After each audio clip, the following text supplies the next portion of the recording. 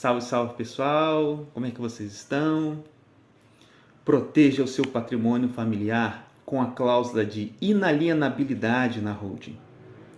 Descubra como preservar o seu legado em caso de dívidas ou execuções judiciais neste vídeo.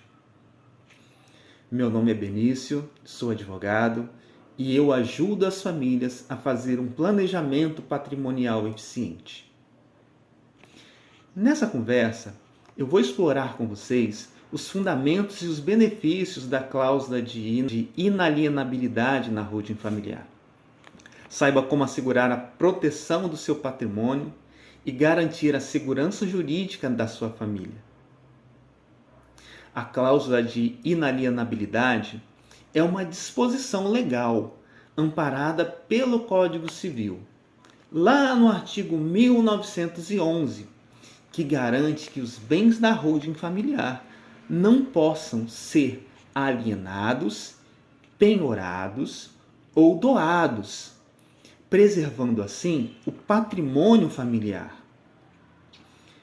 Essa cláusula é uma forma de restrição ao direito de propriedade. Ela impede que o donatário ou herdeiro disponha dos bens recebidos por doação ou sucessão, conforme a vontade do doador ou instituidor. Essa cláusula, ela pode ser estipulada por prazo determinado ou indeterminado, e ela pode abranger todos os bens ou apenas alguns deles. Essa cláusula, ela tem validade tanto entre os sócios da holding familiar, quanto perante terceiros, inclusive credores, que não podem penhorar ou executar os bens gravados com essa cláusula. Proteja o seu legado e evite riscos desnecessários com a cláusula de inalienabilidade. Você mantém controle sobre a destinação dos bens para as próximas gerações, garantindo perpetuidade e integridade do seu patrimônio. A cláusula de inalienabilidade na holding familiar, ela traz diversas vantagens, tais como ela evita a dilapidação do patrimônio por parte dos herdeiros ou donatários que não tenham capacidade ou interesse em administrá-lo adequadamente. Ela também evita a entrada de terceiros indesejados na sociedade, esses que possam comprometer a harmonia e os objetivos familiares. Ela também evita a divisão ou fragmentação do patrimônio em casos de divórcio ou separação ou falecimento dos sócios. Ela também evita a incidência de impostos sobre a transmissão causa-mortes, o famoso ITCMD, pois os bens eles permanecem na holding, eles são transmitidos aos herdeiros ou donatários. Ela também evita a abertura de inventário judicial ou extrajudicial, pois os bens já estão previamente destinados aos herdeiros ou donatários. Através dos exemplos reais e casos práticos que nós vamos ver juntos, como a cláusula de inalienabilidade pode ser aplicada de forma estratégica, protegendo seu patrimônio e evitando perdas financeiras em momentos críticos. Vamos citar 2 exemplos. Nós vamos alterar o nome das famílias para que possamos manter o sigilo delas, tá? Veja o caso da família Silva, que tinha um grande patrimônio imobiliário e decidiu criar uma holding familiar para poder administrar. No contrato social da holding, eles inseriram a cláusula de inalienabilidade, impedindo que os bens fossem vendidos ou transferidos para terceiros, sem o consentimento dos demais.